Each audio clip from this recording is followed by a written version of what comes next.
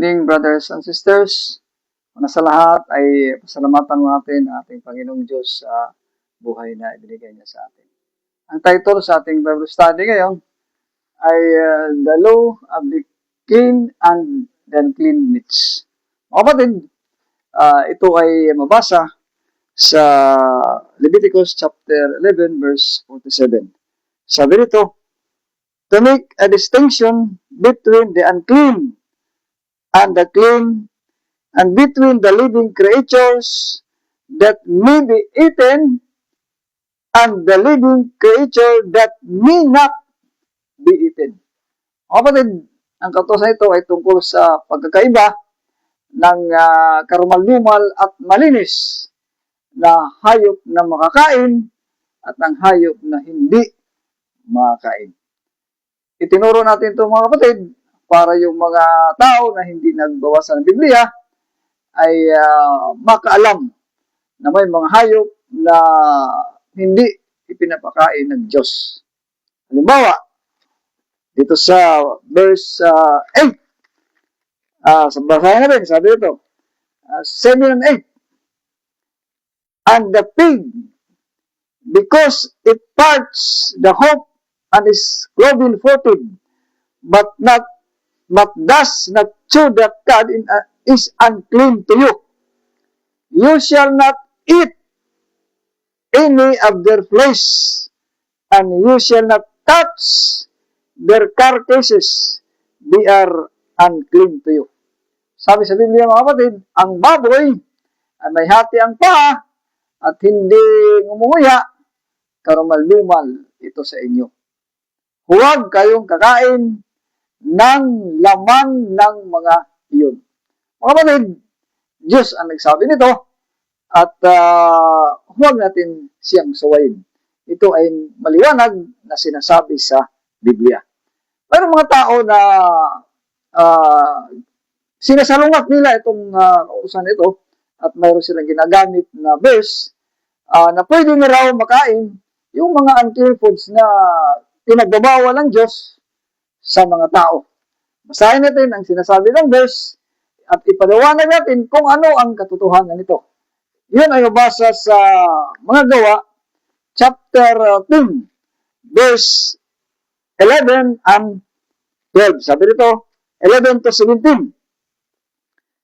And so the heavens opened, and something like a great ship descending, being let down by its four corners upon the earth. Verse 12, sabi nito, in it were all kinds of animals and reptiles and birds on the earth. And there came a voice to him, rise, Peter, kill and eat. Verse 14, sabi nito, but Peter said, by no means, Lord, for I have never eaten anything that is common or unclean. So yun ang sabi ni Pedro. Sabi niya, ulitin natin, sabi niya, by no means, Lord, for I have never eaten anything. Sabi niya, that is common or unclean. Wala pa siya nakain na karamal-dumal at hindi malinis na pagkain, sabi ni Pedro.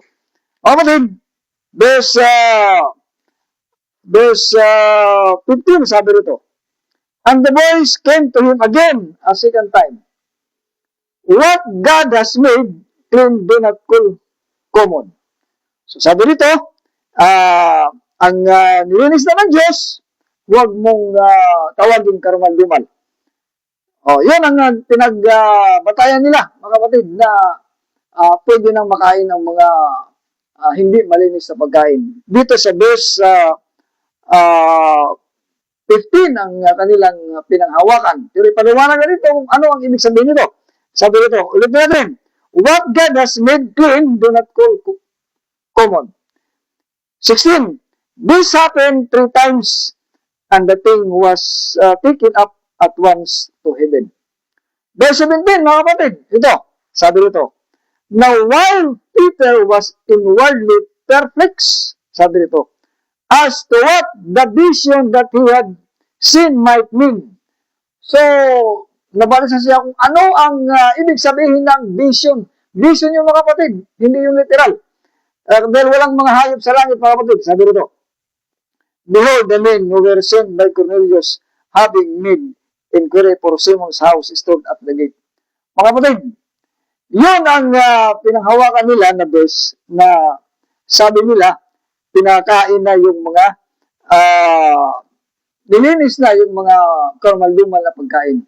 Mga kapatid, ang ibig sabihin ng verse 12, sabi ito, in it were all kinds of animals and reptiles and birds of the air. Ang ibig sabihin ito, mga kapatid, iba't ibang uri ng tao sa mundo. Yun ay hindi literal na hayop dahil walang hayop sa langit, mga kapatid.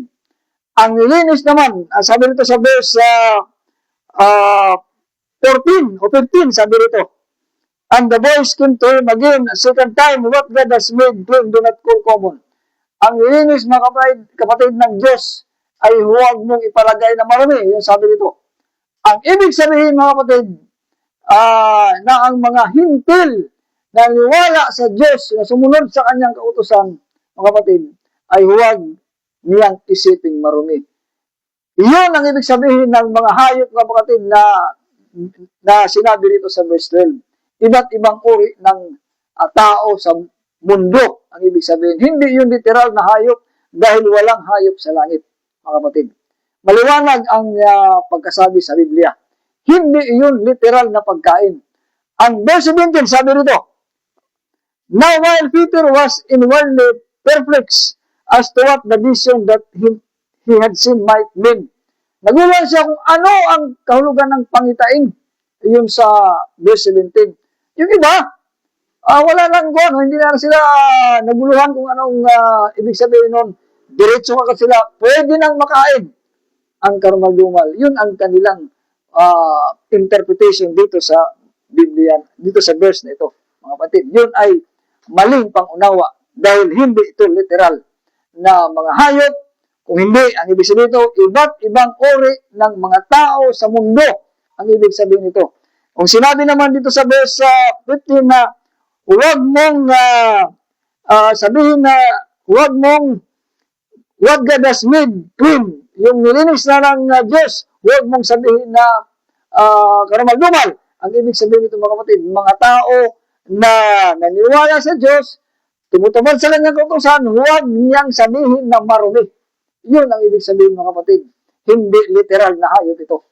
So, yun ang kahulugan dahil ang mga hintil noon, mga kapatid, hindi, ito sa verse 28, ang kahulugan ito, sa verse 28.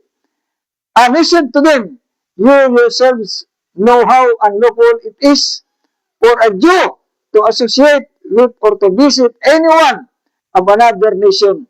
But God has shown me that I should not call any person common or unclean. Yun ang ibig sabihin, mga kapatid, doon sa verse 15 na sinabi ng Diyos na nilinis na ang nilinis na niya ang marumi. Yung sabi nito, huwag mong tawagin marumi ang nilinis na ng Diyos. So yun, mga kapatid, ang ibig sabihin na ni Apostol ng Diyos doon sa verse 15. Hindi yung literal na hayop. So mga kapatid, maliwanag ang pagkasabi sa Biblia. Mayroon dito hula, mga kapatid, si Isaiah chapter 66. Basahin natin to at sana maniwala tayo sa hula dahil ito ay isang babala, ito ay isang warning na sinabi sa Biblia. Basahin natin ang Isaiah chapter 66 verse 15 to 17. Maliwanag ang pagkasabi sa hula at dapat natin ito isipin at dahil ito ay paalala sa atin. Sabi rito, for behold, the Lord will come in fire, and his chariots like the whirlwind. To render his anger in fury, and his rebuke with flames of fire. Mga kapatid, sabi ito, ang Panginoon ay darating na may apoy upang igawan ang kanyang galit. Sino rito ang sinasabi? For by fire will the Lord enter into judgment, and by his sword with all flesh, and those slain by the Lord shall be many. ang mapapatay ng Panginoon, sabi nito, slain by the Lord shall be many, ay marami. Sino itong mapapatay ng Panginoon, mga kapatid, pagdating niya? Verse 17, basahin natin, verse 17. Ito ay isang paalala sa atin.